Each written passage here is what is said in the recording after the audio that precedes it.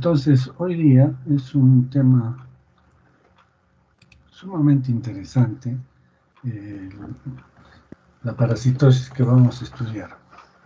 Se trata de la malaria o paludismo. Esta es una enfermedad que tiene pues una historia muy grande. Por lo menos unos 2000 años antes de Cristo ya existía esta enfermedad así reportada. Quiere decir que probablemente fue muchos años antes que ya existía la malaria ligada a enfermedad del hombre, ¿no? Es una enfermedad exclusivamente del hombre y que,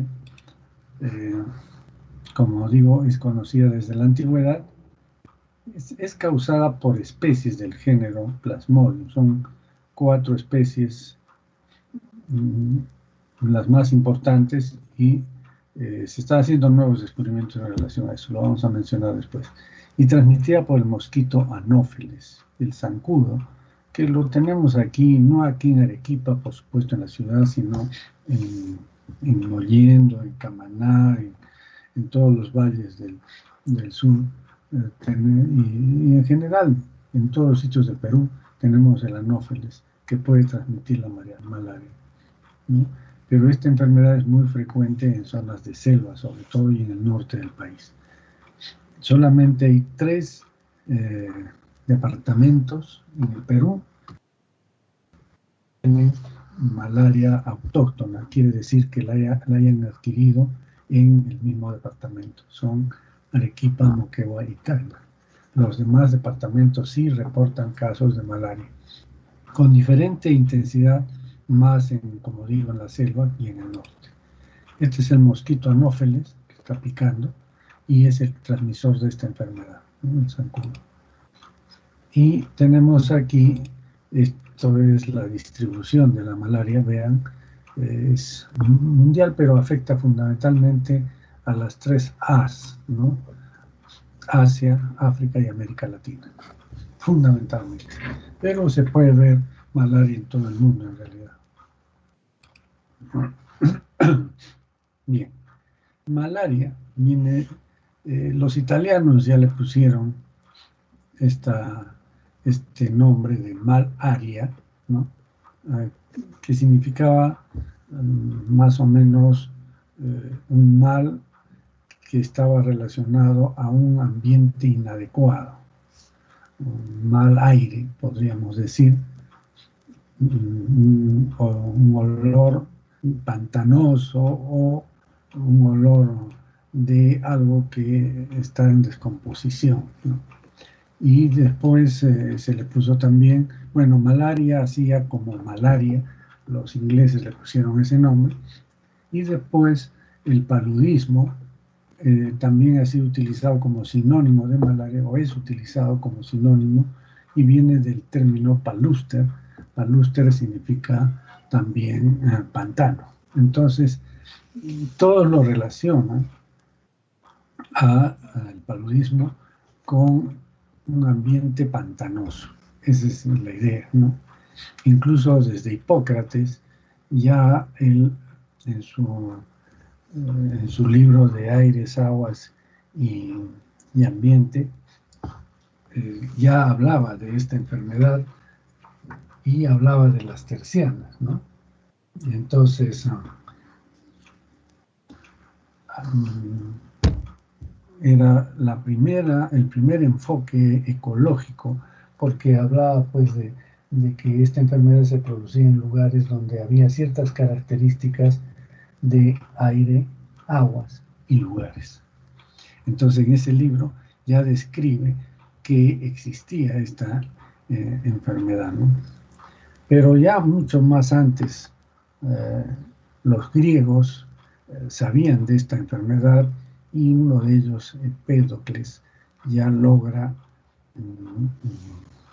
controlar una epidemia de malaria en Sicilia, en Italia, haciendo drenaje de los pantanos. Entonces, todos ya conocían sobre esta enfermedad, pero no conocían exactamente cuál era la etiología. Entonces se pensaba que la gente se enfermaba por entrar a estos lugares pantanosos y que allí recién se podía adquirir la enfermedad, ¿no? Recién en los años 1700, 1800 se empieza a estudiar ya este parásito y en el siglo XVII, XVII, XVIII ya se investiga mucho más para encontrar este parásito, ¿no? Y es realmente en 1880 aproximadamente que ya identifican el parásito en los glóbulos rojos de personas infectadas. Entonces esto tiene una historia pues muy grande y vamos a ver que incluso los egipcios ya tenían conocimiento de esto. Hay papiros que hablan sobre esta enfermedad de diferente manera. Hablaban, por ejemplo, de las fiebres. Hipócrates hablaba de las fiebres tercianas, ¿no?, que se producían cada tercer día. Otros hablaban de el crecimiento del vaso asociado a fiebre. Y finalmente, mucha gente, como digo, en general se hablaba de esta enfermedad como una enfermedad transmitida por el ambiente. Este es el famoso Tutankamón, que vivió de 1325 a 1334 a.C. y que se encontró DNA en sus tejidos de Plasmodium. Entonces probablemente se supone que este Tutankamón murió por malaria, ¿no? Y esta es su momia, ¿no? Este es digamos la máscara que utiliza, pero cuando le sacan la máscara encuentran esto. Al parecer el color es por una quemadura de las sustancias con las que lo embalsamaron, pero han encontrado en él DNA pues de Plasmodium. También hace 2 años, 2018, se ha vuelto a encontrar otra tumba muy antiquísima en Egipto, donde al parecer un religioso, ¿no?, muy reconocido por las características de su tumba, también ha encontrado que había sufrido anemia, y esta anemia debida a paludismo. Entonces, estamos viendo una enfermedad totalmente antiquísima, de mucha trayectoria, y que hasta ahora no se puede controlar. Cuando yo estudié medicina ya no se estudiaba malaria. Nos dijeron, ha existido una enfermedad que se llamaba malaria, pero que ya está erradicada y por lo tanto ya no vamos a tocar el tema. Pero eso ha sido, esta erradicación se dio por los años 60 más o menos, 70, y entre los años 60 y 70 se dio esta erradicación de la malaria en el Perú, y que prácticamente quedaron solamente algunas zonas muy alejadas de comunidades nativas de la selva que tenían malaria justo en ese triángulo que une las fronteras de Brasil, Colombia y Perú. Entonces solamente en ese sitio había unas pequeñas comunidades que tenían malaria. Entonces ya no tenía sentido. Pero después, con la llegada de otros gobiernos, principalmente Velasco, desactiva el programa de erradicación de la malaria, porque decían que ya no tenía sentido, de una enfermedad que ya no existía en el Perú. Y se descuidó, y en este momento ha vuelto a reemerger la malaria, como digo, en todos los departamentos excepto Arequipa, Moquegua y Tacna. Sin embargo, estos 3 departamentos tienen el vector. O sea que lo único que falta es que vengan personas infectadas por estas migraciones y por tanto el comercio y el turismo, y se infecten estos mosquitos y comiencen a transmitir la enfermedad en estos 3 departamentos que aún no se han reportado casos autóctonos, ¿no? Finalmente, lo que quiero decir es que es una enfermedad muy importante, reemergente, y que sigue causando problemas serios en la salud de las personas. Entonces, aquí tenemos el Plasmodium, ¿no? A ver un ratito. Son tres, me falta una lámina, creo. Bueno, son tres hasta cuatro agentes que causan esta enfermedad. Un ratito. Acá, por ejemplo, tenemos el Plasmodium falciparum. Tenemos Plasmodium falciparum, Plasmodium vivax, Plasmodium malari, Plasmodium que se llama ovale, que ese no lo vamos a estudiar porque es de África únicamente. Entonces vamos a estudiar tres Plasmodium principalmente. Plasmodium falciparum, Plasmodium vivax, que es el más frecuente. Sin embargo, el Plasmodium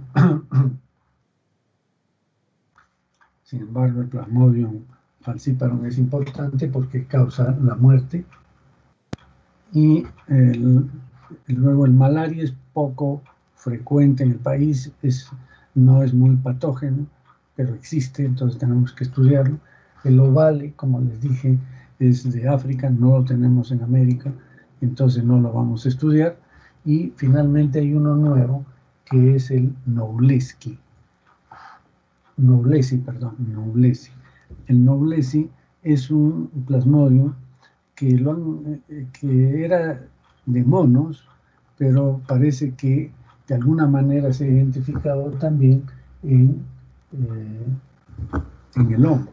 Entonces lo tenemos presente, pero mayormente no lo vamos a estudiar.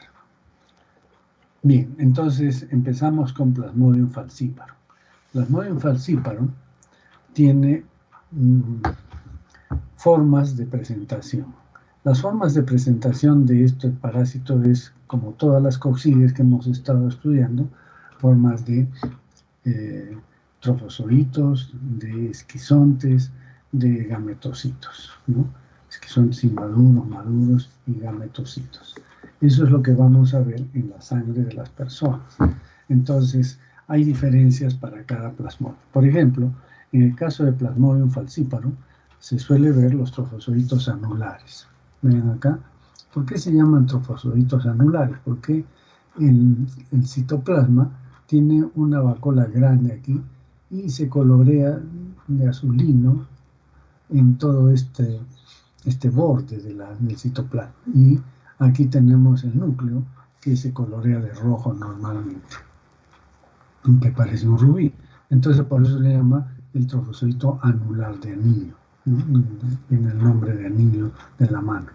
Y entonces este es muy típico en caso de falciparum porque generalmente hay 2 o 3 trofozoitos en el eritrocito, en los otros no, en los otros solamente hay uno. Entonces esto nos ayuda a diagnosticar Plasmodium falciparum. Entonces estamos viendo acá un trofozoito anular y acá veamos otro que también es característico porque en falciparum se suele ver los trofozoitos marginales, que quiere decir en el borde del eritrocito. Eso es típico también de falciparum. Ustedes dirán, pero ¿por qué tenemos que diferenciar falciparum, malaria o vivax? Porque sobre todo falciparum es importante diagnosticarlo porque falciparum mata en cuestión de horas al paciente. Si no se toma una actitud adecuada de tratamiento, el paciente se muere. Y entonces es importantísimo hacer el diagnóstico de falciparum.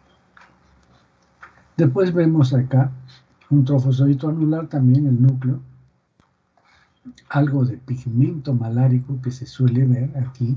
El pigmento malárico no es otra cosa que la degradación de la hemoglobina en hemozoína y globina, que la proteína la utiliza el parásito, pero la hemozoína es descompuesta finalmente en un pigmento malárico que se llama así hemozoína, ¿no?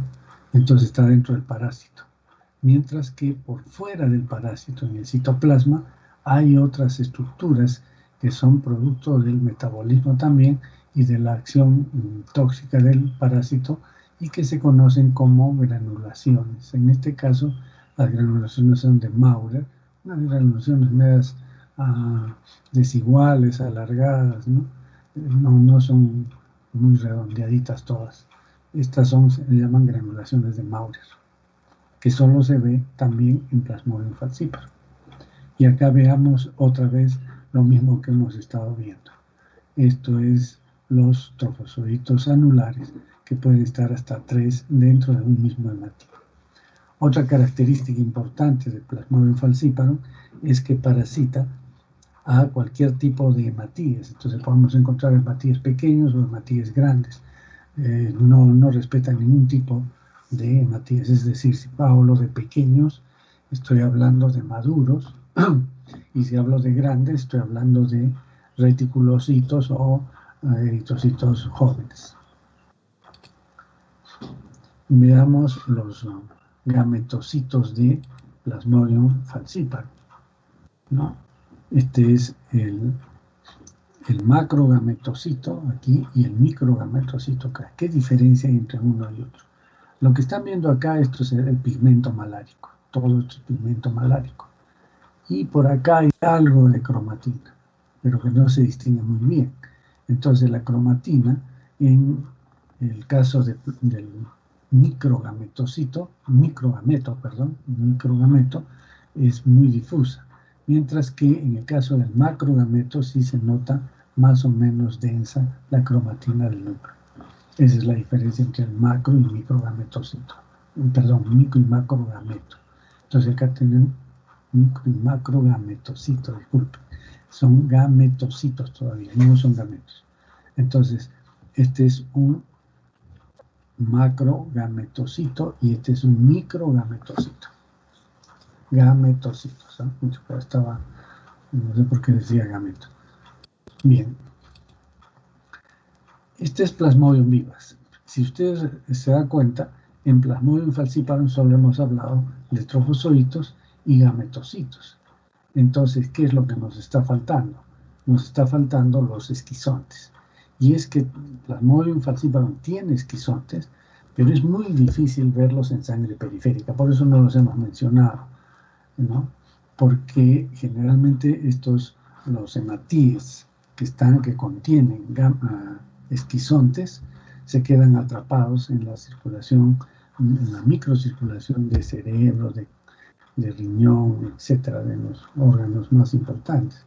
Pero en general, en toda la economía también se puede encontrar los esquizontes, pero atrapados en microtrombos. Entonces, en sangre periférica es difícil encontrar esquizontes de Plasmodium falciparum, salvo que exista una malaria grave, ya prácticamente al final de la enfermedad, sí se puede ver esquizontes. O sea, encontrar esquizontes de falciparum en un paciente es un signo de mal pronóstico. Ahora pasamos al vivax. Plasmodium vivax tiene la característica de que solo parasita hematíes jóvenes, miren, grandes, ¿no? Jóvenes, reticulocitos. Y generalmente solo se encuentra, generalmente es una casualidad, uno puede encontrar dos, pero lo común es que uno encuentre solo un trofozoito anular en un hematí. Entonces acá estamos viendo el hematí, acá estamos viendo el trofozoito con el núcleo, la vacuola y el citoplasma coloreado en el borde, ¿no? Aquí empezamos a ver cómo se empieza a dividir el núcleo, la cromatina, para empezar a reproducirse el parásito y formar finalmente un esquizonte. Y bien, acá también tenemos hay granulaciones, pero estas granulaciones son más homogéneas, más redondeaditas, más pequeñas, y estas se llaman granulaciones de Schumer. La coloración es muy variable, a veces son rosados, otros más rojizos, entonces hay variación en el color en realidad, y entonces es mejor hablar de las formas que de los colores. Entonces son granulaciones redondeadas, uniformes, pequeñas, esas granulaciones de Schumer. Entonces las granulaciones de Schumer son típicas del Plasmodium vivax, ¿no? Bien. Veamos ahora un esquizonte. Acá sí podemos ver un esquizonte. Este es un esquizonte. Vean, esta es otra característica, la hematía es grande y deformado. Esa es característica del Plasmodium vivax, lo deforma al hematía. Y acá estamos viendo algo de pigmento malárico. Este es pigmento malárico. Estas son las granulaciones de Schussner que hemos visto, vienen bien redondeaditas, ¿no? Y estos son los merozoitos. Los merozoitos que están en un esquizonte maduro. Recuerdan, por eso era importante que asistan a las clases de coccidias, ¿no? Entonces, recuerdan, entra un parásito al hematí, una célula, en el caso de todas las coccidias, entra una célula, se transforma en trofozoito, que es lo que hemos visto, los trofozoitos anulares, luego el trofozoito divide su núcleo y forma varios núcleos, entonces estamos hablando ya de un esquizonte inmaduro. Pero cuando cada porción de núcleo se rodea de citoplasma, como en este caso, ya estamos hablando de un esquizonte maduro. Entonces, si ustedes cuentan cuántos merozoitos hay en un esquizonte maduro de Plasmodium vivax, lo podemos contar. Entonces acá tenemos 1, 2, 3, 4, 5, 6, 7, 8, 9, 10, 11, 12, 13, 14, 15 y acá hay otro 16. Entonces, encontramos 16 merozoitos generalmente en el caso de Plasmodium vivax. 16 merozoitos. ¿Ya? Eso es característica también de vivax. En falcípano se puede encontrar más, 18 a veces gametocitos, perdón, merozoitos, dentro de cada eritrocito. Es un esquizonte maduro, entonces, dentro de un hematíe que tiene 16 merozoitos, 16 merozoitos, y que se puede ver el pigmento malárico y las granulaciones de Schussner. Y este es el gametocito de Plasmodium vivax. Miren, en el caso de Falciparum, los gametocitos eran en forma de banana, así alargadas, ¿no? De plátano. En este caso no, Plasmodium vivax tiene gametocitos muy redondeados. Vean siempre el hematíe deformado, el hematíe grande, ¿no? Y acá está el macrogametocito. Vean la cromatina en este borde, más o menos densa. Y en el caso del microgametocito, la cromatina está menos densa y está acá como línea, ¿no? Entonces, este es un macrogametocito y este es un microgametocito. Recuerden, redondeados. La diferencia con, si ustedes ven uno en forma de plátano, ese va a ser un gametocito de Plasmodium falciparum. Y si es eso, inmediatamente se tiene que tomar medidas extremas para salvarle la vida a esa persona. Si es vivax, puede sobrevivir. Hay mucha gente que vive infectado con vivax, tiene pues una serie de manifestaciones que lo vamos a ver, pero difícilmente se muere. Muy rara vez se muere un paciente con vivax. Y este es Plasmodium malariae. Tiene también una característica. Los trofozoitos son en banda, así como estos, ¿no? No son redondeados como anillos, sino son trofozoitos en banda, muy típico. Y otra cosa característica es que los hematíes son pequeños, vean, son hematíes pequeños que se caracterizan, que caracteriza esta infección porque el Plasmodium malariae prefiere los hematíes maduros, los que ya están completamente desarrollados, por eso que su impacto en la salud no es tan importante porque ya son hematíes que se van a destruir dentro de poco, ¿no? Ustedes saben que un hematíe vive 120 días, entonces son hematíes que ya prácticamente están por morir o deshacerse. Este es un esquizonte maduro, más bien de Plasmodium malariae. Vean, acá está el pigmento malárico, ¿no? Tiene pigmento malárico, tiene 1, 2, 3, 4, 5, 6, 7, 8 merozoitos. 8 merozoitos. Vivax tenía 16 merozoitos, recuerda, 16. Y Falciparum 18, pero no los vemos, o sea que eso no nos interesa. Lo que nos interesa es saber si es un esquizonte maduro de vivax o malaria. Malaria tiene la mitad de menosolitos que vivax. Y estos son los gametocitos. En los gametocitos son muy parecidos al caso de vivax. Tienen acá las granulaciones, pero que hay mucho pigmento malárico. Acá está el pigmento malárico, ¿no? Pero acá está la parte de la cromatina. Este es un macrogametocito, este es un microgametocito. La diferencia es que en el caso del macrogametocito, que tiene la cromatina más o menos densa, se podría confundir con el de vivax, porque ambos son redondeados, ¿no? Mientras que el falciparum es en forma de plátano, estos son redondeados. Pero ¿cuál es la diferencia fundamental? La diferencia fundamental es que son gametocitos que se encuentran en hematíes pequeños, muy pequeños, hematíes viejos. Bien, entonces acá vean ya prácticamente todo el ciclo de Plasmodium vivax. Dentro del hematíe, las formas anulares, ¿no? Esta es una forma anular madura. Y vean, acá está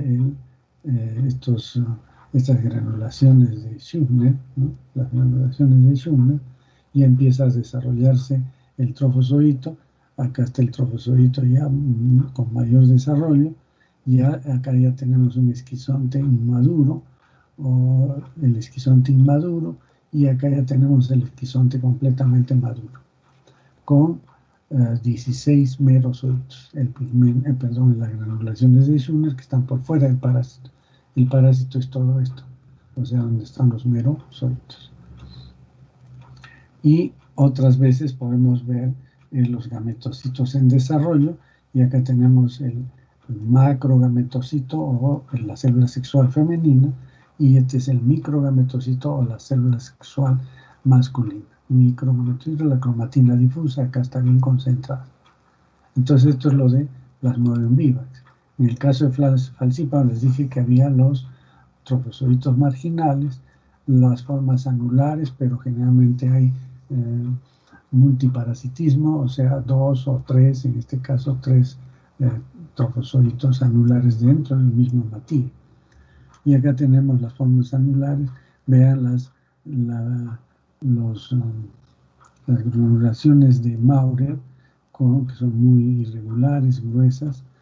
Y acá tenemos el trofozoito que empieza a dividirse, un esquizonte temprano, un esquizonte, y acá finalmente un esquizonte maduro. A ver, si contamos, miren, 1, 2, 3, 4, 5, 6, 7, 8, 9, 5, 4, a ver, perdón, no contemos bien para saber. 1, 2, 3, 4, 5, 6, 7, 8, 9, 10, 11, 12, 13, 14, 15, 16, 17, 18, 19, 20, de 18 a 20. Entonces, eso es un esquizonte maduro de falciparum. Como hemos dicho, estas formas no se ven en sangre periférica, salvo que el paciente ya está para fallecer. Y acá tenemos el macrogametocito, que es el femenino, vean, con su cromatina, el núcleo, y aquí el masculino, que no se ve bien la cromatina. Bien, entonces recuerden que estos son los que vamos a estudiar: Plasmodium vivax, falciparum y malaria, y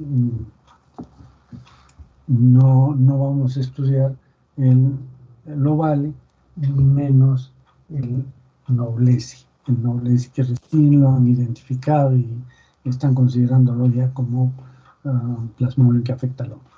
Pero esos no los estamos tocando, vamos a concentrarnos en los 3 primeros. Y este es el vector, el Anopheles, ¿no?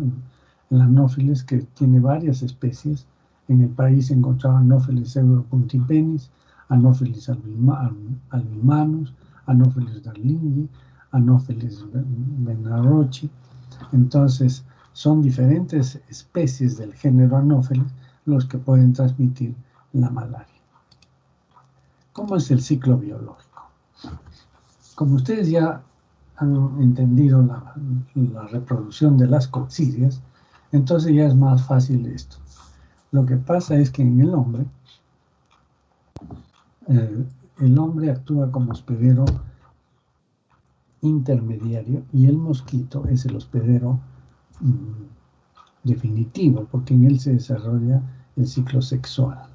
Pero no solamente el sexual, sino que también se desarrolla en la esporogonia. Entonces se desarrolla la gametogonia y la esporogonia del vector.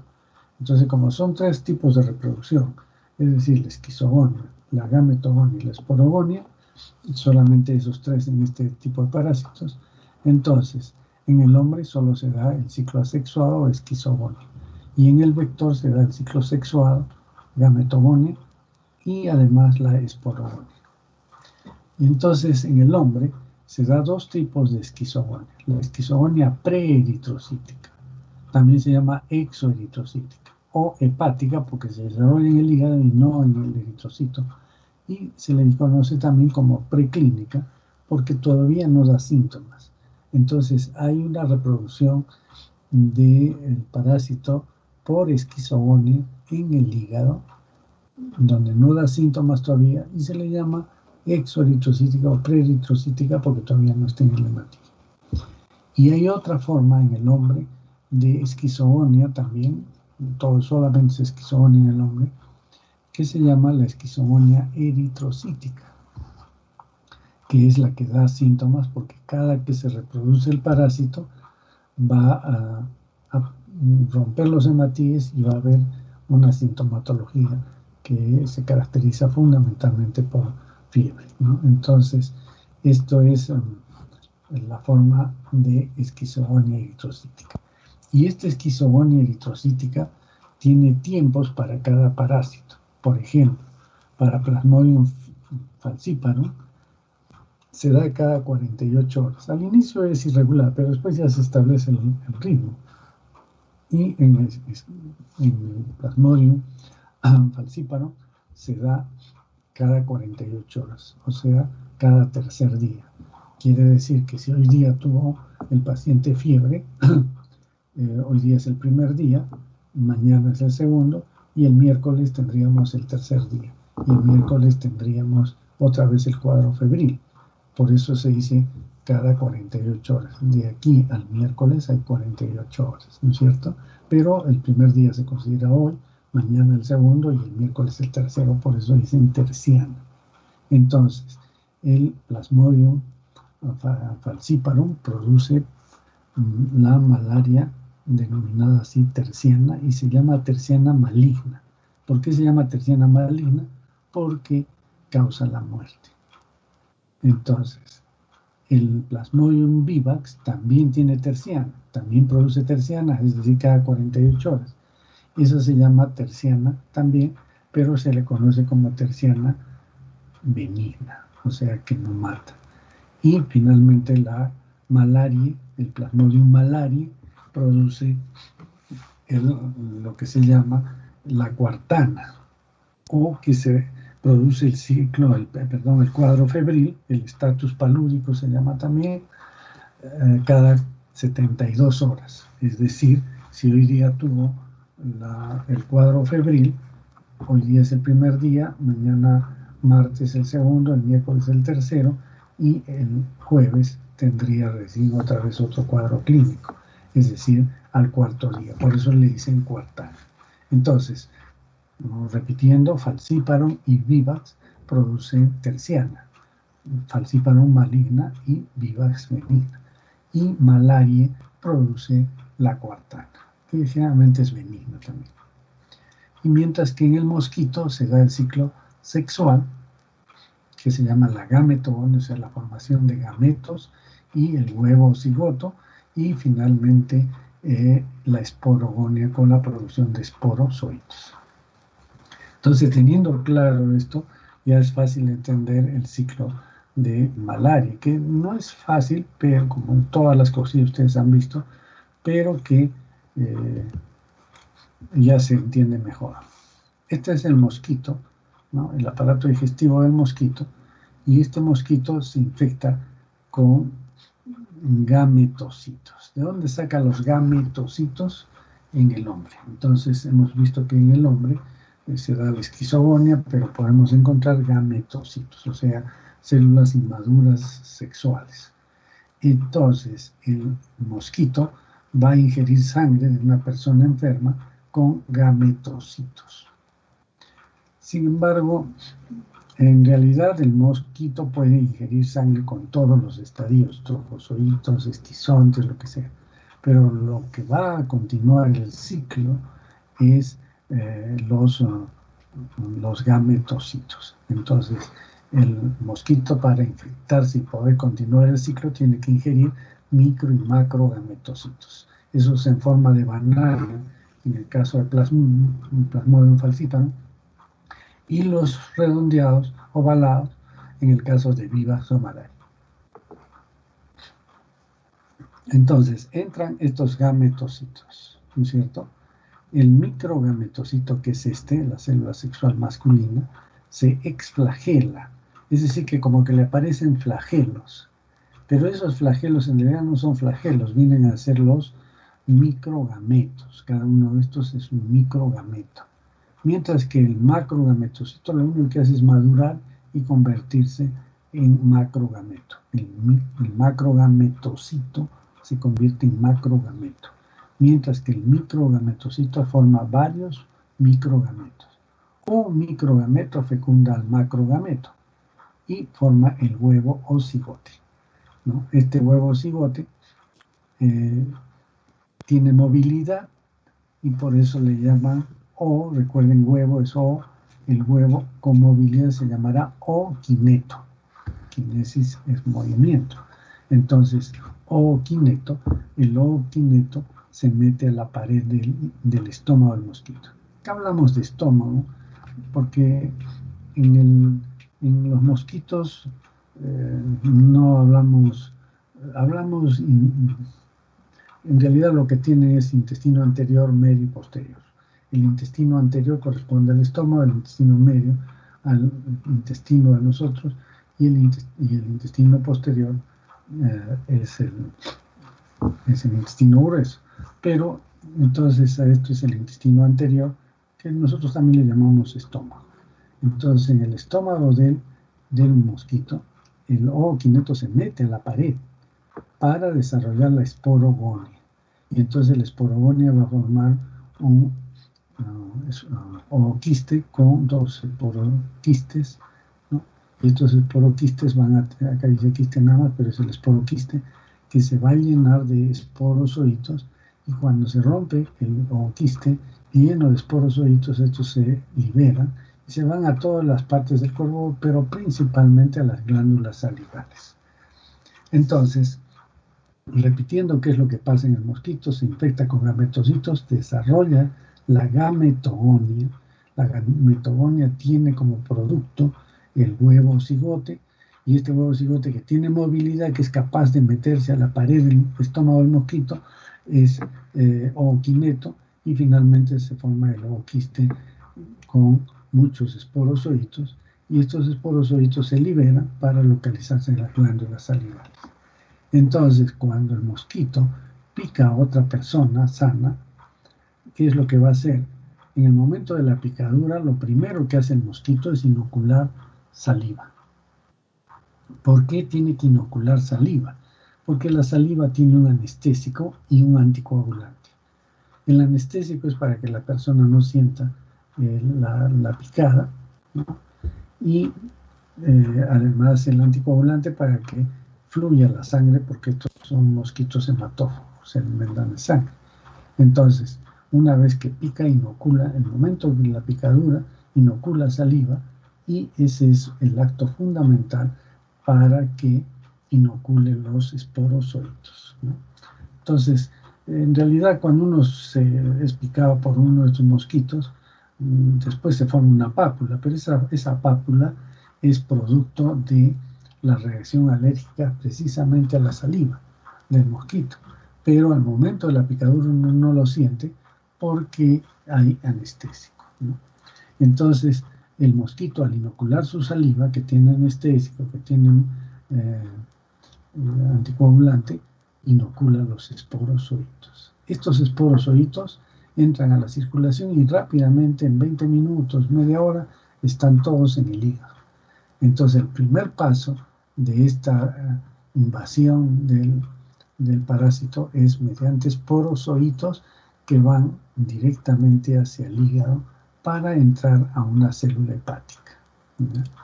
Entonces, llegaron los esporozoitos a la célula hepática y cada uno de estos entra a un hepatocito. ¿Y qué hace en el hepatocito? En el hepatocito empieza a reproducirse por esquizogonía. O sea, entra el esporozoito, recuerden la esquizogonía. Entra un esporozoito, se forma un trofozoito. Este trofozoito divide su núcleo en varias porciones. Luego, cada porción se rodea de citoplasma y ya tenemos el ooquiste, el esquizonte maduro, que tiene muchos merozoitos. Entonces, el esporozoito ingresa al hepatocito, en el hepatocito hay una esquizogonia, va a producir miles de merozoitos cada esquizonte maduro. Miren, cuando hemos visto en el hematíe, por ejemplo, se forman 16 o 6 merozoitos, pero en el hígado se forman miles. Se dice que malaria, por ejemplo, produce alrededor de 2.000 merozoitos en cada hepatocito, 2.000, mientras que en el caso de Plasmodium vivax es alrededor de 10.000 merozoitos por cada hepatocito. Y en el caso de Falciparum es alrededor de 30.000 merozoitos. Imagínense la cantidad de merozoitos que se forman en el hígado. Y en Falciparum es una sola vez, y se acabó el problema. Todos los esporozoitos entran al hepatocito, se producen los esquizontes maduros, se rompen, salen los merozoitos y ahí se acabó la parte hepática de Falciparum. Sin embargo, en el caso de vivax, y también puede ser en malaria, pero fundamentalmente en vivax, ¿qué es lo que sucede? Es que se produce la esquizogonia, se forman muchos esquizontes, salen merozoitos, pero algunos pueden quedarse, algunos de esos esporozoitos que entraron y se quedaron como trofozoitos, pueden quedarse guardados aquí en los hepatocitos, se quedan guardados.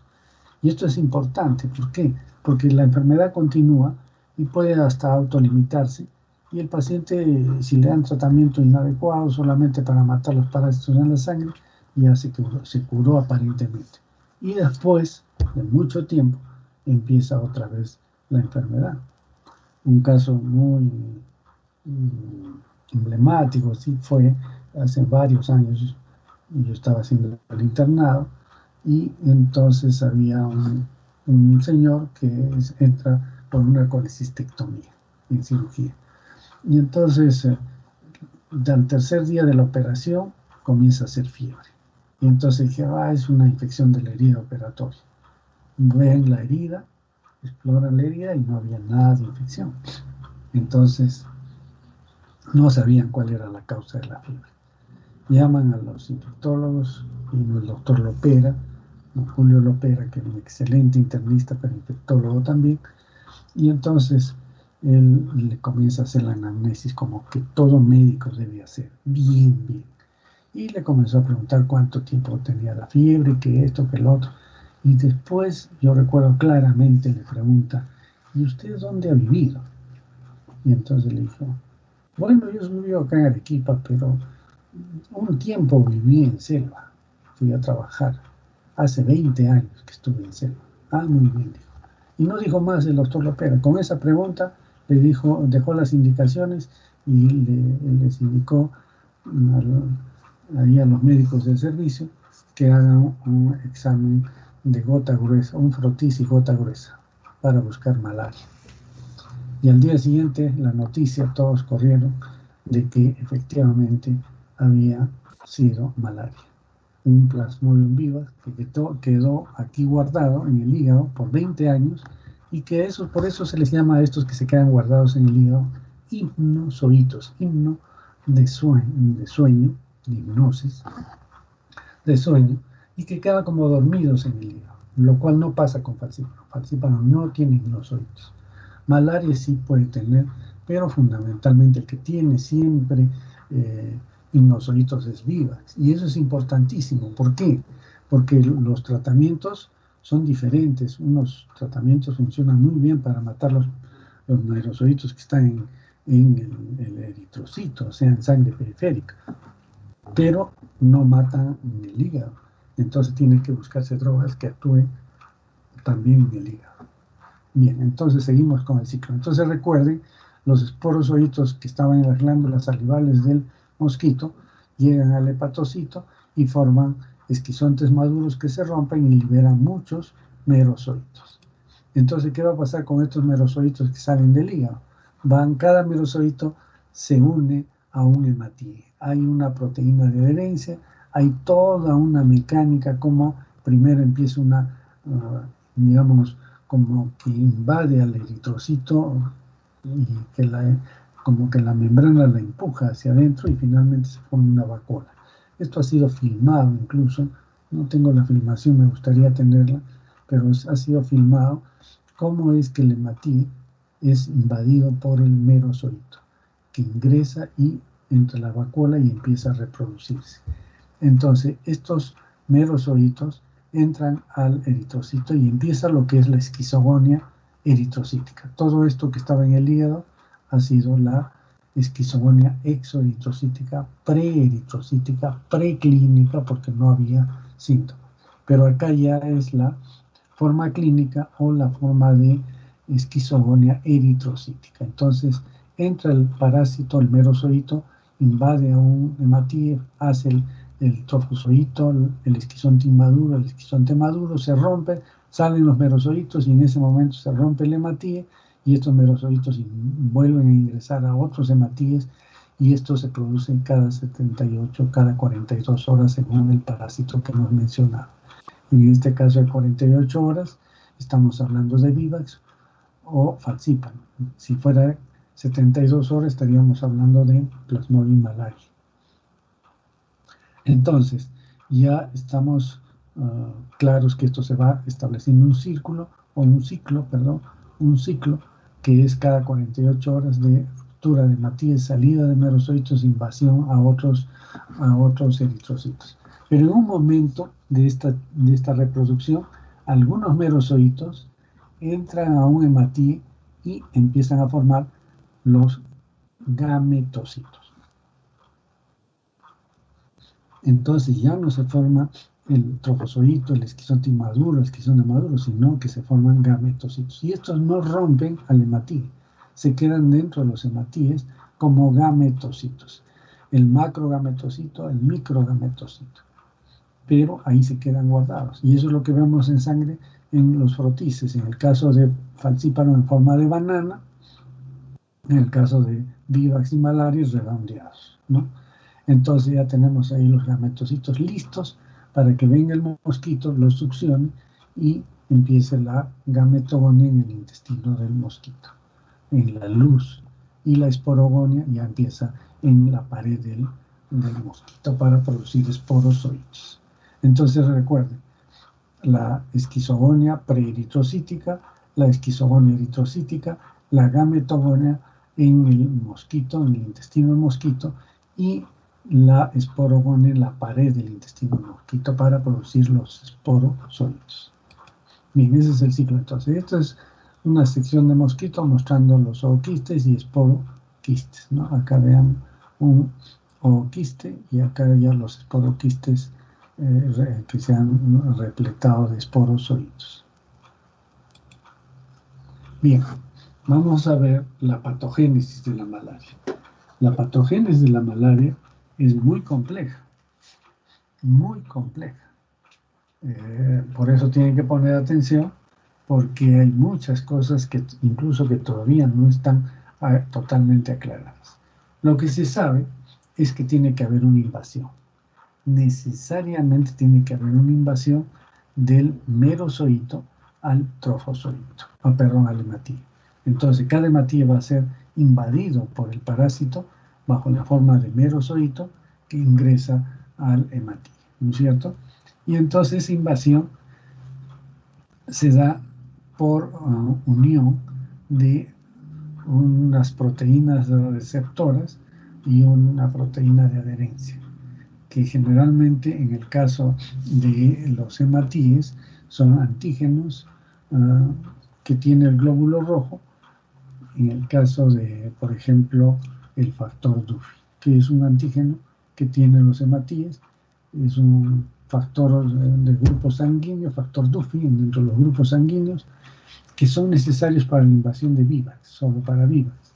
Entonces, si una persona es factor Duffy positiva, puede ser invadido por Plasmodium vivax. Pero si es factor Duffy negativo, porque en el grupo sanguíneo, así como hay el factor RH, también el factor Duffy, entonces, si es un factor Duffy negativo, no va a ser invadido, no va a poder ser invadido por Plasmodium vivax, ¿no? Entonces, además hay también genes de diferente tipo, ¿no? Gen FYA, FYB, etcétera, etcétera, que es poco frecuente en la raza negra. Estos genes son poco frecuentes en la raza negra. Por eso el Plasmodium vivax no ataca tanto a la raza negra. La raza negra tiene más problema con el falcíparo. En África se da fundamentalmente Plasmodium falciparum, causa mucha muerte. En América tenemos más Plasmodium vivax que Plasmodium falciparum, pero y en Asia también, ¿no? Pero en África sí tienen el falciparum principalmente. ¿Por qué? Porque estos factores que son necesarios, estos genes que son necesarios, son poco frecuentes en la raza negra y por lo tanto no permiten la invasión de Plasmodium vivax. Sin embargo, para Plasmodium falciparum sí es necesario las glicoforinas y el ácido sálico como puntos de ingreso para el merozoito. Si una persona no tiene estas glicoforinas o el ácido sálico, entonces no va a poder ingresar el falciparum. Entonces, lo primero es la invasión. Entonces, recuerden, para vivax se necesita el factor Duffy positivo para que pueda ingresar vivax. Y glicoferinas y ácido sálico en el caso de Plasmodium falciparum. Una vez que está dentro, necesita desarrollarse, necesita metabolizar las sustancias que quiere. Fundamentalmente utiliza la hemoglobina de los hematíes, ¿no? Entonces, necesita algunas enzimas. Por ejemplo, la glucosa 6-fosfato deshidrogenasa es necesaria para el parásito y utiliza esta enzima para su metabolismo. Y entonces, si una persona no tiene, es deficiente de glucosa 6-fosfato deshidrogenasa, le da resistencia al falciparum. O sea, puede ingresar el falciparum con las glicoforinas y el ácido sálico, ingresa, pero para reproducirse necesita de glucosa 6-fosfato deshidrogenasa del hospedero. Cuando la persona no tiene esto, no va a poder desarrollar la enfermedad completamente. Y entonces en la raza negra también se ha ido desarrollando a través de los años como una forma de resistencia natural o una selección evolutiva, ¿no? Mucha gente de raza negra comienza a adoptar en la forma de ser deficientes en glucosa 6-fosfato deshidrogenasa. ¿Cómo es esto? Me explico. Inicialmente en África era muy raro la deficiencia de glucosa 6-fosfato deshidrogenasa como existe en todo el mundo. Es muy rara esa anomalía. Sin embargo, las personas que tenían 6-fosfato deshidrogenasa no morían porque no podía el parásito destruir sus hematíes. Y la gente que sí tenía 6-fosfato deshidrogenasa, glucosa 6-fosfato deshidrogenasa, sí era atacada por el plasmodium y los mataba. Entonces, había una selección natural en el que moría toda la gente que tenía la glucosa 6-fosfato deshidrogenasa y los que no la tenían no morían. Y entonces comenzaron a aumentar en prevalencia la deficiencia de esta enzima en la raza negra de África principalmente. Y eso les da una protección para la infección por falciparum. Otras hemoglobinas anormales, como la hemoglobina las C, D o fetal, tampoco son adecuadas para ninguno de los parásitos y entonces les da resistencia. Estas hemoglobinas anormales no sirven para el plasmodium en general y esta gente que tiene estas hemoglobinas no va a desarrollar la enfermedad. Además, hay premonición. ¿Qué quiere decir la premonición? Si recuerdan, al principio lo dijimos, que hay inmunoglobulinas G, M y A que son productos de infecciones que se desarrollaron cuando la persona era muy niña o con pequeñas infecciones, entonces comienza a desarrollar anticuerpos y ya nos infectan nuevamente. Entonces la gente que vive en las zonas endémicas por mucho tiempo al final ya no sufre la enfermedad, pero si una persona que nunca estaba en esa zona endémica va por primera vez, no tiene esta resistencia y va a infectarse fácilmente. Entonces, lo que pasa en la premonición es que estas personas mantienen en el hígado o en su misma sangre pequeñas reproducciones del parásito que hace que persista estas inmunoglobulinas y no se infecten nuevamente con mayor carga parasitaria. Pero si una persona nunca ha estado en contacto, lógicamente no tiene esto y rápidamente hace la enfermedad. Entonces se llama premonición. Premonición es un tipo de inmunidad, ¿no?, temporal, porque solo dura mientras que exista la enfermedad. O sea, mientras que la persona esté infectada, aunque sea con pequeñas cantidades, ya es resistente a nuevas infecciones. Eso es lo importante de la premonición. ¿Hay inmunidad pasiva natural? Sí, de la madre al niño mediante la lactancia o también a través de la sangre, la placenta, pasan los anticuerpos de la madre que está infectada al niño y entonces el niño no se infecta. Sin embargo, la infección congénita de malaria se suele dar generalmente cuando hay traspaso de sangre materna al niño en el momento del parto.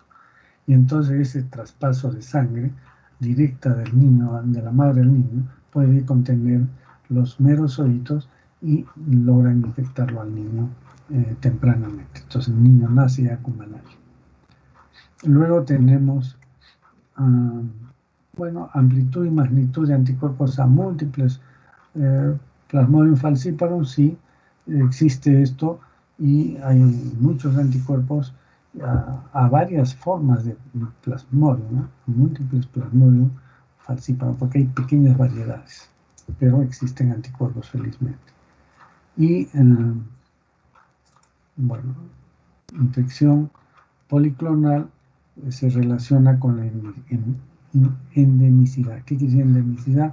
Que la enfermedad se mantiene porque hay infecciones policlonales, o sea, de varias formas genéticas, genotipo 1, genotipo 2, 3 de Plasmodium, que hacen que las personas, si no se infectan con uno, se infecten con otro. Y entonces se produce una zona endémica.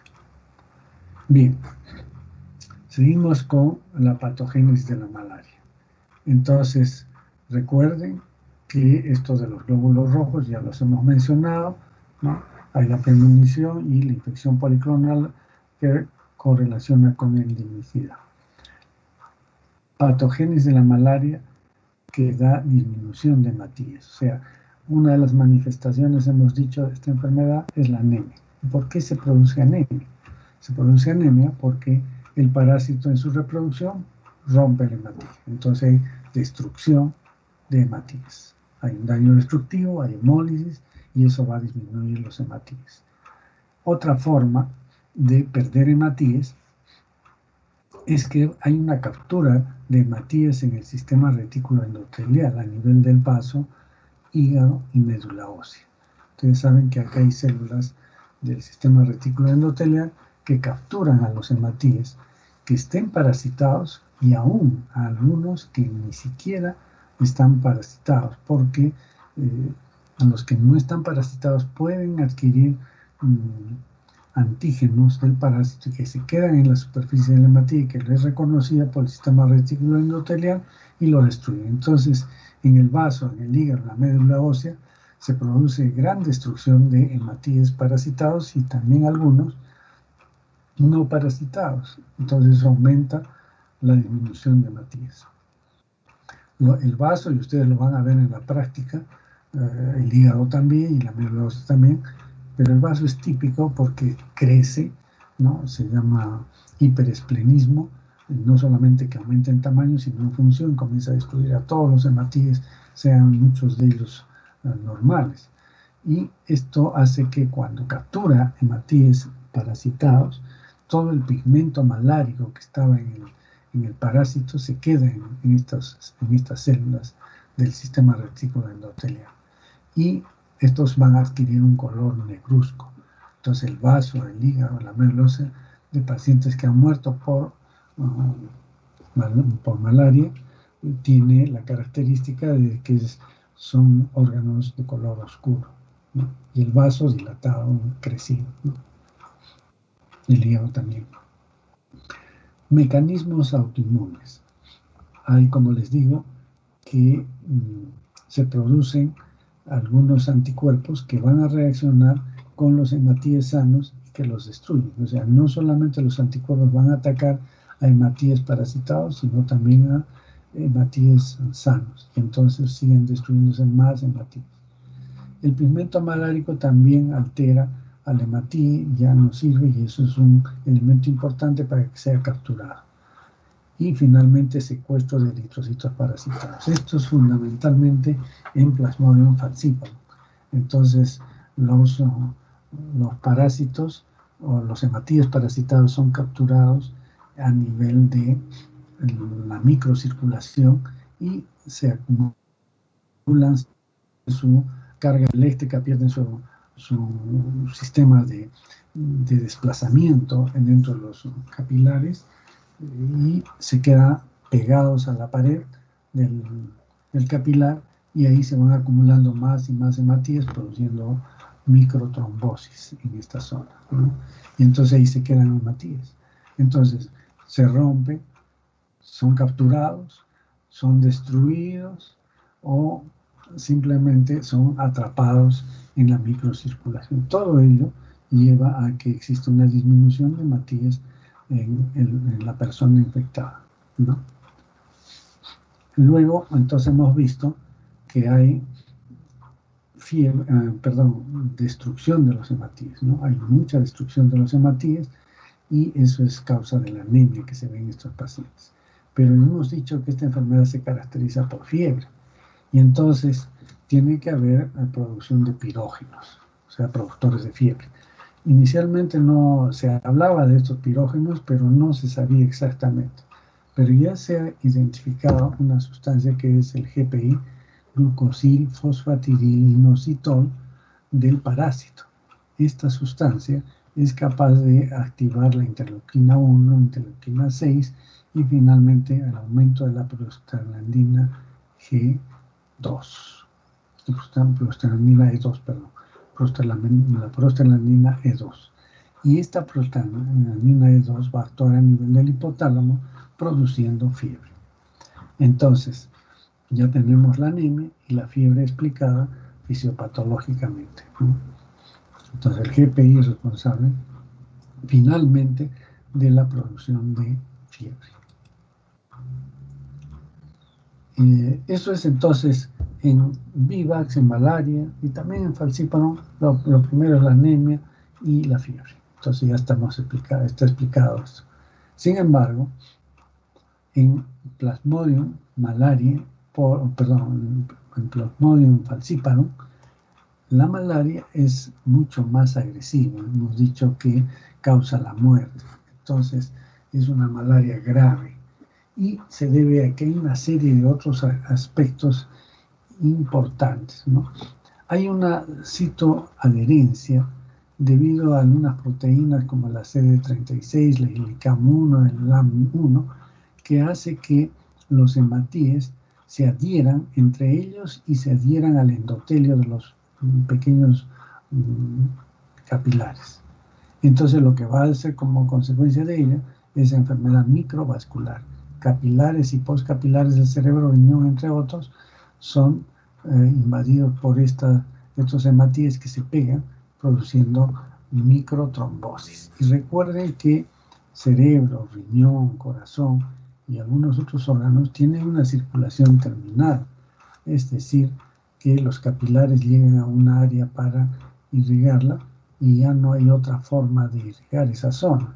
No es como, por ejemplo, si uno se corta un vaso del lado derecho de un dedo, ¿no? En la circulación empieza a regar toda la parte del dedo por el otro lado, o sea, por el lado izquierdo. En estas partes de cerebro y riñón y corazón, la cosa no es así. Por eso hay los infartos, infarto cerebral, infarto cardíaco, infarto renal, porque si se corta esta circulación no hay otra forma de llegar la oxigenación a los tejidos. Entonces va a producirse isquemia y después necrosis, ¿no? Esa zona. Entonces, tenemos también pérdida de la elasticidad del eritrocito. En el caso del falcíparo, el eritrocito pierde la elasticidad.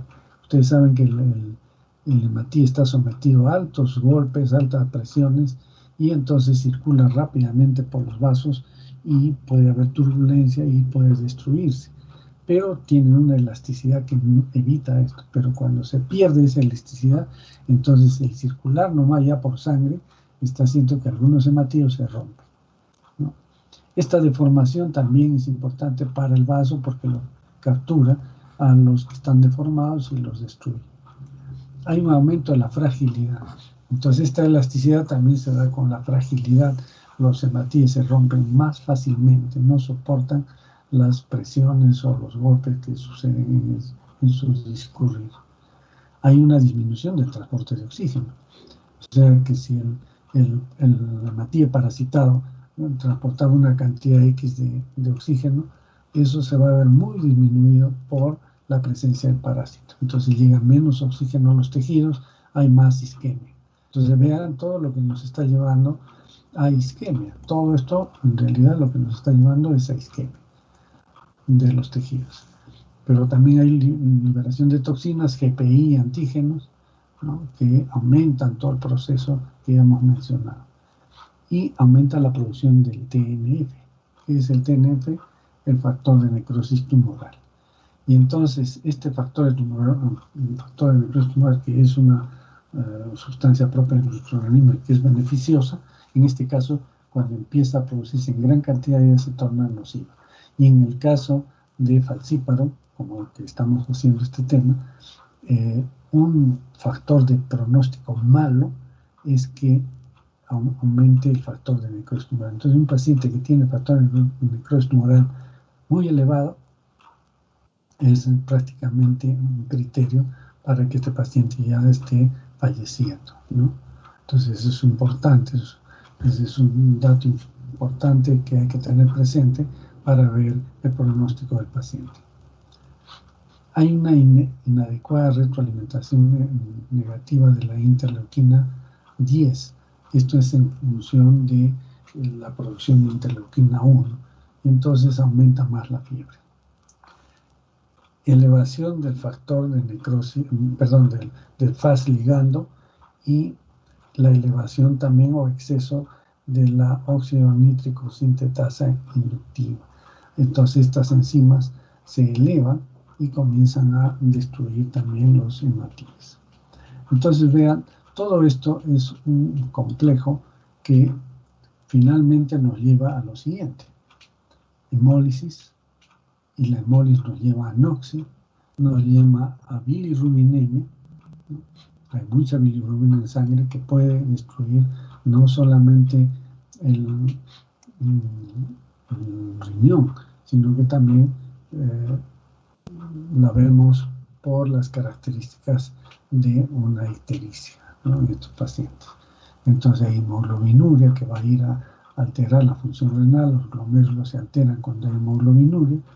Hay un bloqueo capilar que hemos visto por los microtrombosis, y entonces tenemos anoxia, daño tisular, fundamentalmente a nivel de cerebro y riñón. También hay sustancias que van a producir vasodilatación y aumento de la permeabilidad capilar. Entonces hay un depósito de líquidos, ¿no? Y se pierde líquidos que se van al espacio extravascular. Hay defectos de la coagulación por alteración del hígado y puede haberse incluso hemorragia digestiva en otros pacientes. Hay hipoalbuminemia, también es otro signo de mal pronóstico. Y los hematíes parasitarios transportan menos oxígeno y contribuyen a la náusea. Todo esto se ve en Plasmodium malariae. ¿En qué se resume todo esto? De toda la patogénesis de falciparum: insuficiencia hepática, insuficiencia renal aguda y edema cerebral. Esto finalmente lleva a la muerte del paciente. Insuficiencia hepática, insuficiencia renal aguda y edema cerebral, ¿no? Y para ver la clínica de falciparum y identificar ya qué es lo que tenemos anemia, ictericia, ¿no? Hipoalbuminemia, hemorragias, hemos explicado por qué, vasodilatación, eso lleva a la hipotensión, hemoglobinuria lleva al daño renal, anoxia, hipoglicemia, encefalopatía. Todo esto lo podemos detectar clínicamente o laboratorialmente. Y esta es una célula parenquimatosa hepática, ¿no? Que está repleta de merocitos. Este es un hepatocito con un esquizonte maduro lleno de merocitos. Y esto es lo que pasa en el cerebro. Miren cómo los vasos, estos capilares, se llenan de parásitos y se obstruye el pasaje de la sangre, igual acá. Por lo tanto, va a condicionar isquemia en toda la zona irrigada por estos capilares. Eso, como recuerden, solo se da en falciparum vivax, no tiene este problema. Y esto lo vamos a ver acá. Entonces, en el caso de Plasmodium vivax, tenemos un periodo de incubación de 9 a 15 días, en falciparum de 8 a 17, un poquito más, y malariae, Plasmodium malariae, no es malaria, es Plasmodium malariae, se escribe malariae, pero se pronuncia Plasmodium malariae. Este tiene mucho más de tiempo en el periodo de incubación, más de un mes. Hematíes parasitados. ¿Qué parasita Plasmodium vivax? Esto es casi un resumen de lo que hemos hablado. Hematíes jóvenes, ¿no? Grandes, reticulocitos. Falciparum, cualquier hematíe, hemos dicho, por eso es más agresivo. Y malariae, hematíes maduros, pequeñitos. Etapa exoeritrocítica. En vivax es persistente, ¿no es cierto? Puede persistir por muchos años. Hemos dicho, después de 20 años aparece en la enfermedad, son recidivas de la enfermedad. El Plasmodium falciparum es limitada, no tiene hipnozoitos, acá sí hay hipnozoitos. Y en malaria también puede haber hipnozoitos, pero es de menos importancia. ¿Y cuánto dura la enfermedad? Si no se da tratamiento, Plasmodium vivax está puesta 3 años parasitado y no pasa nada. Falciparum de 9 meses a 1 año puede estar con la infección. Sin embargo, generalmente los pacientes tienen una alta letalidad, quiere decir que se mueren fácilmente. Ya algunos que resisten pueden tener la enfermedad hasta 1 año. Y Plasmodium malariae puede estar enfermo más de 20 años, no hay problema. No hay aparente problema, pero esto de que está por mucho tiempo va a hacer que se responda inmunológicamente y eso trae consecuencias que las vamos a ver en este momento.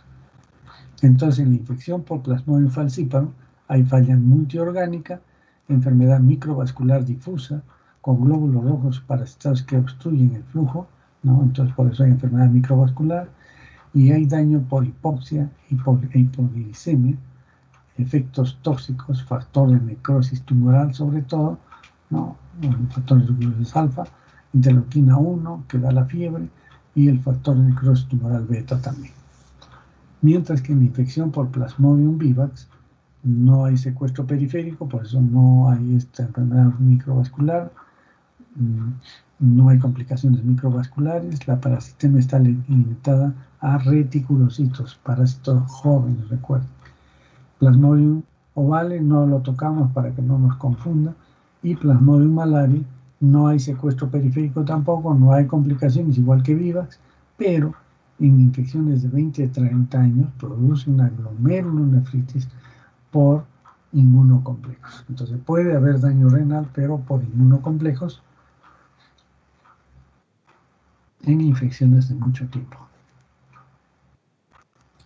Bien. Clínica. ¿Cómo es la clínica de la malaria?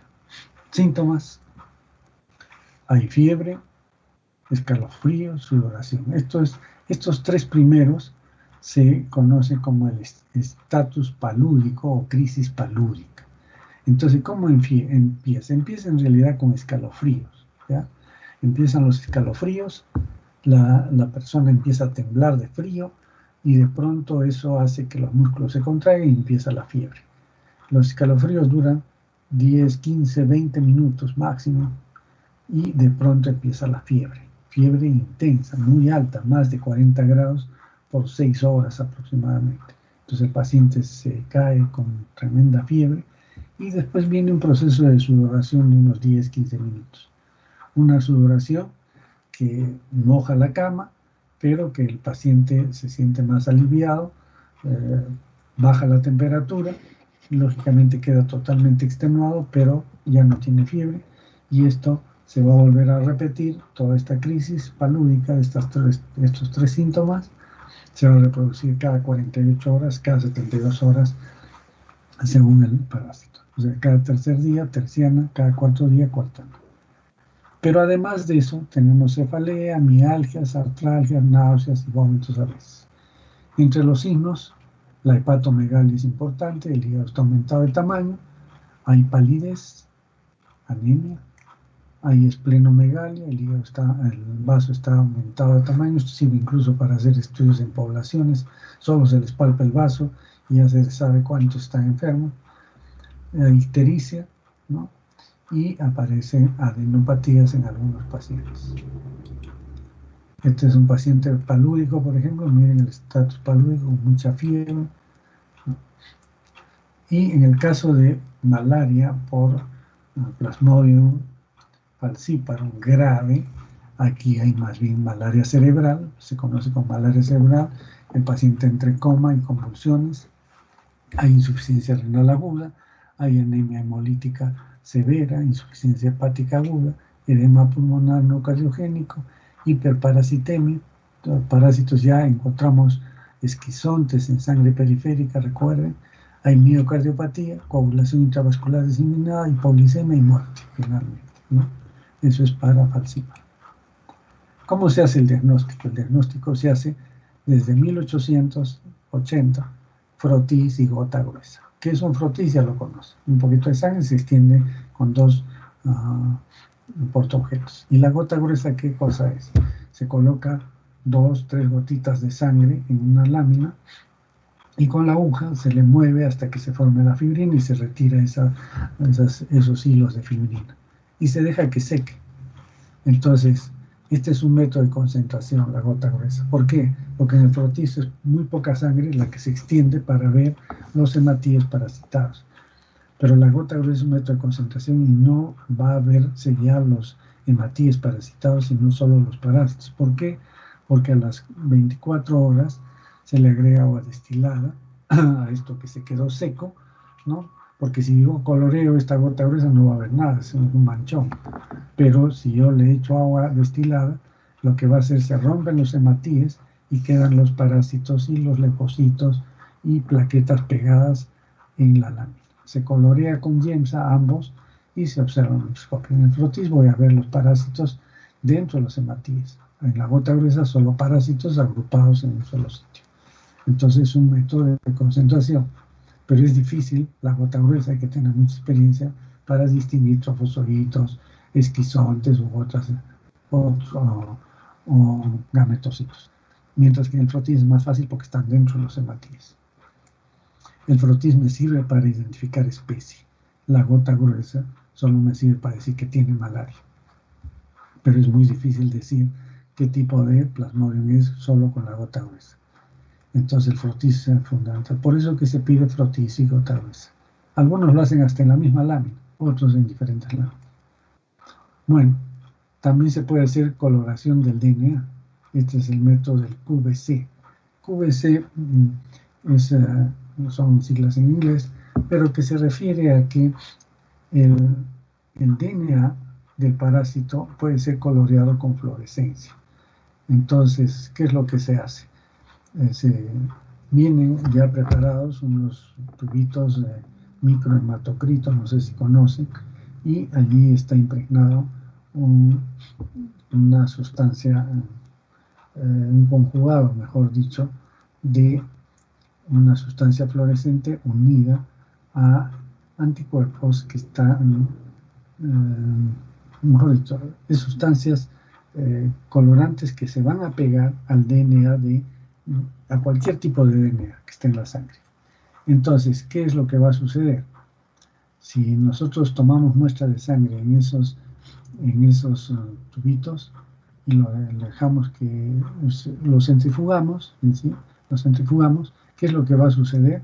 En el fondo del tubito van a estar todos los hematíes. Al medio los leucocitos, una línea prácticamente, y encima el plasma del paciente.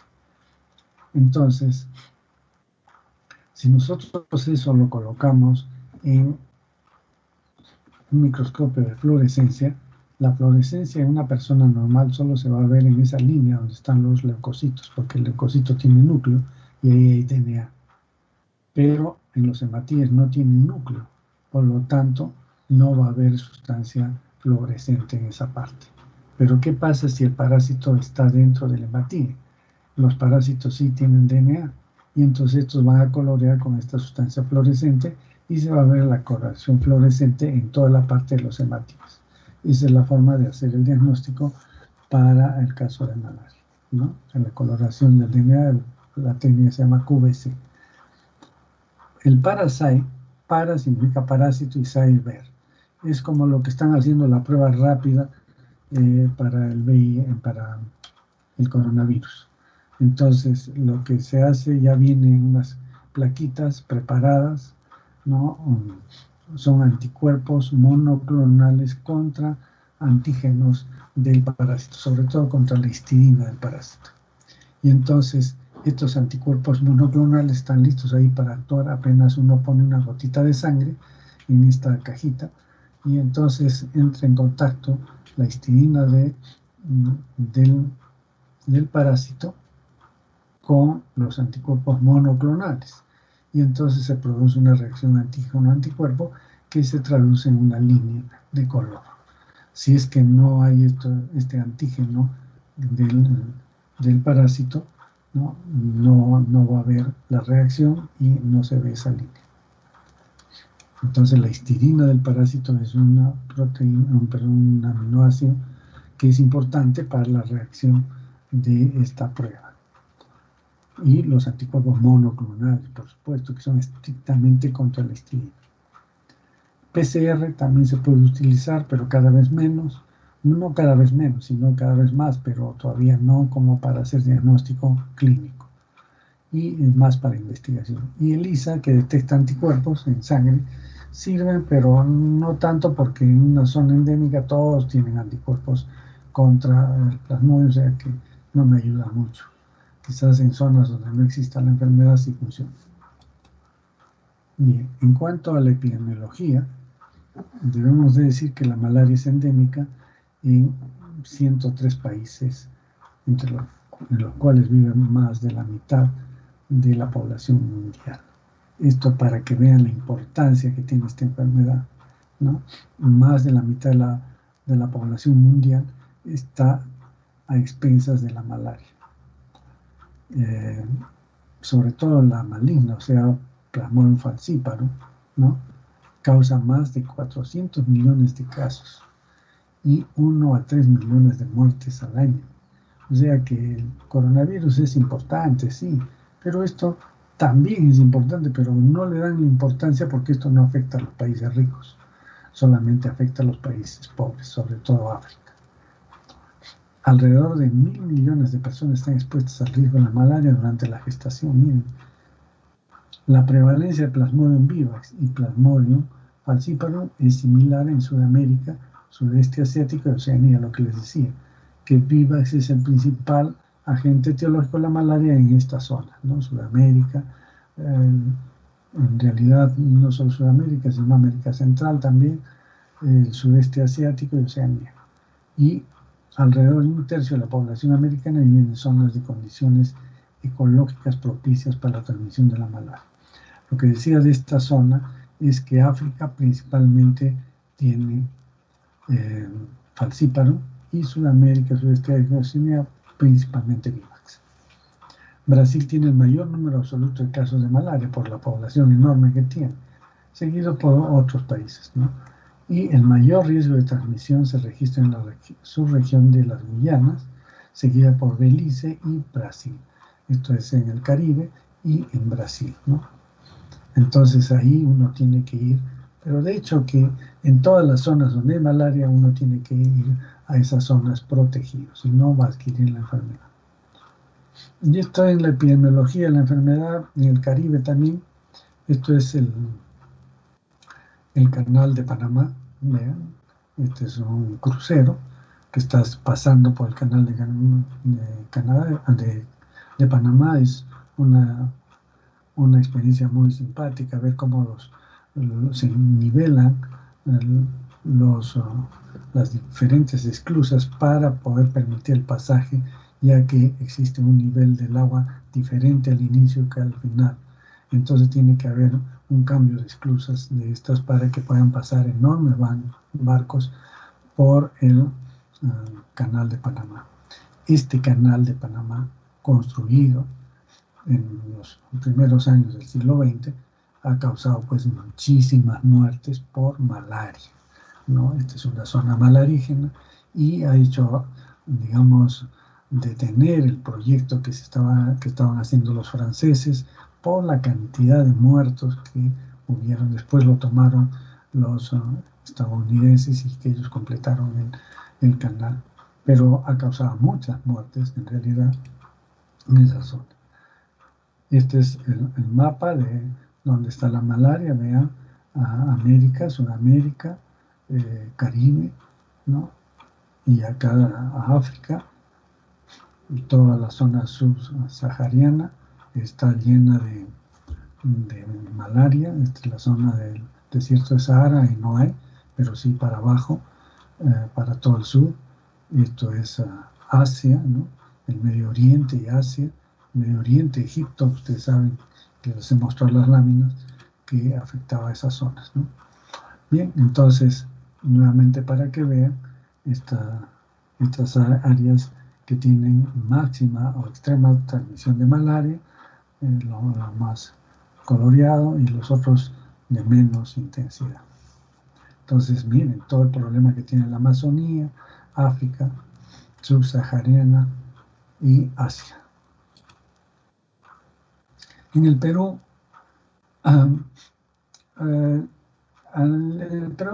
como les decía, a los años 60, 70 prácticamente ya se había controlado, ¿no?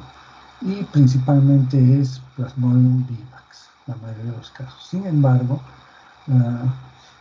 estas notificaciones de 150.000 a 200.000, el número de casos por habitante, es relativo porque sucede que no se registran todos los casos.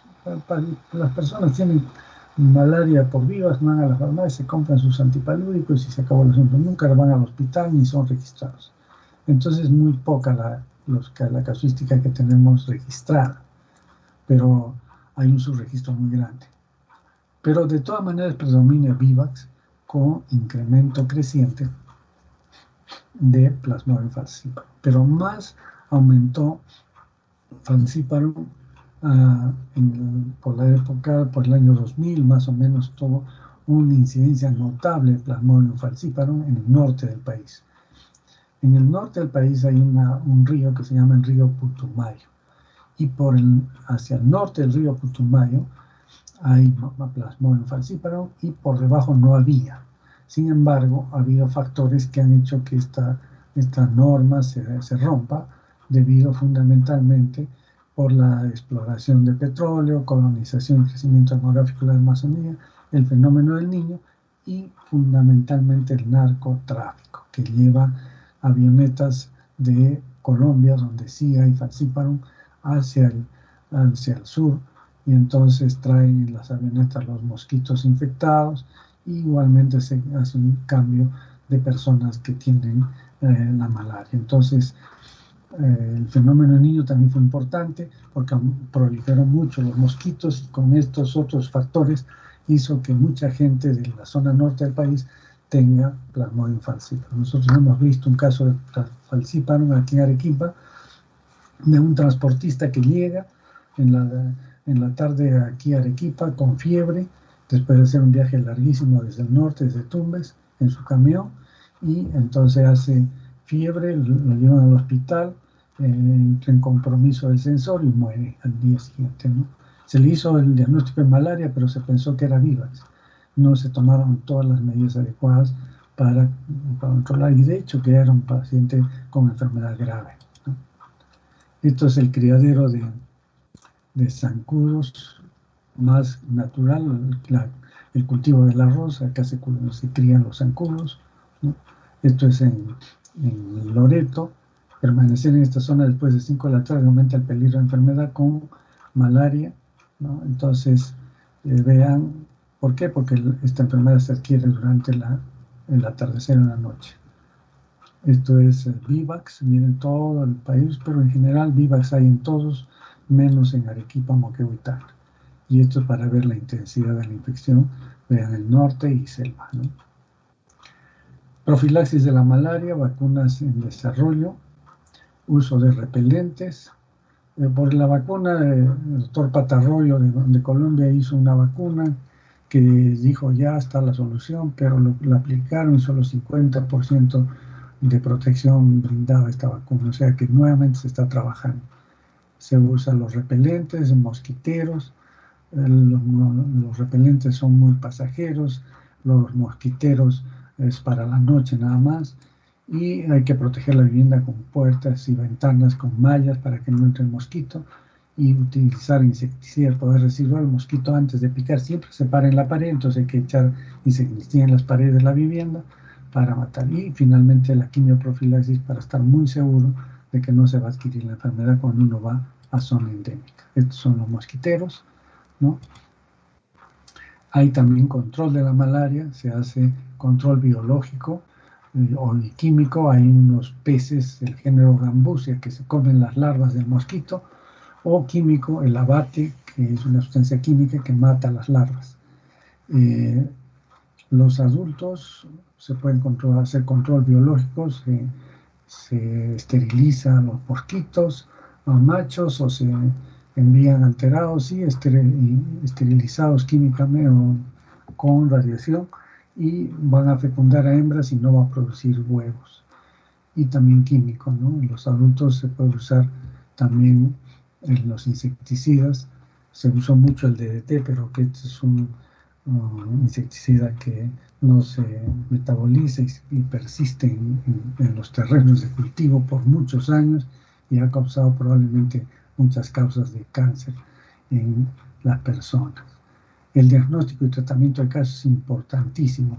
En zonas donde es endémica la enfermedad, hiperendémica, significa que todo paciente con fiebre debe recibir tratamiento sin diagnóstico. En zonas endémicas, todo paciente con fiebre debe hacérsele un frotísico, tal vez sale positivo, tratamiento. Limpieza de acequias y canales para que no se acumule la basura y donde se crían los mosquitos, y cubrir todos los depósitos de agua para que no coloquen huevos allí los mosquitos. Esta es la fumigación. Y la quimioprofilaxis, se utiliza mefloquina, ¿no? Una vez a la semana, iniciando administración una semana antes del viaje, una vez por semana. La doxiciclina, que ustedes la conocen porque se usa para el acné, se puede dar una vez al día, iniciando administración solamente 24 horas antes del viaje, todos los días durante que esté en la zona endémica, y 4 semanas después de dejar el área malárica, tanto para mefloquina como para doxiciclina. O sea, uno puede elegir la mefloquina o la doxiciclina. Y el tratamiento de la malaria ha sido inicialmente con cloroquina y primaquina. No vamos a ver las dosis, eso lo van a ver en medicina cuando hagan infectología. La cloroquina afecta o mata al parásito en los hematíes, y o sea, es para la periferia. Y la primaquina es para el hígado. Entonces se combinan las dos dosis. Esto es, en 3 días se da el tratamiento y este se da en una tableta por 14 días. Pero hay zonas donde hay cloroquina y primaquina resistente. Entonces ahí hay que usar la sulfadoxina, el artesunato. El artesunato es una droga producida de una planta china, que es una sustancia que se llama arteseminina, y esta arteseminina se forma una sal que es el artesunato, que es una droga que ya está a la venta en el Perú y que es muy buena, o la sulfadoxina más piremetamina, que esta es una droga que combina estas dos sustancias y que se da también a razón de una sola dosis, ¿no? 3 tabletas. Esta se da el artesunato por 15 días. Pero si es resistente a la sulfadoxina piremetamina, se puede dar artesunato más mefloquina. Y si es resistente al artesunato o a la mefloquina, se da quinina, ¿no?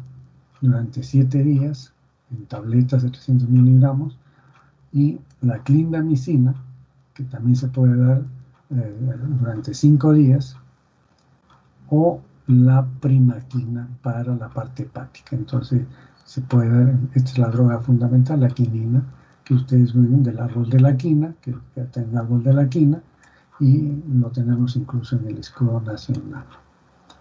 Y finalmente, si es una malaria grave por falciparum, entonces hay que darle diclorhidrato de quinina, que es por vía endovenosa, ¿no? La clindamicina también por vía endovenosa, y la terapia oral debe ser instalada tan pronto sea posible, completando un total de 7 días. Y eso es todo. Muchísimas gracias. Entonces, no sé si ya estamos sobre la hora. Yo creo que las preguntas en la práctica. Muchísimas gracias.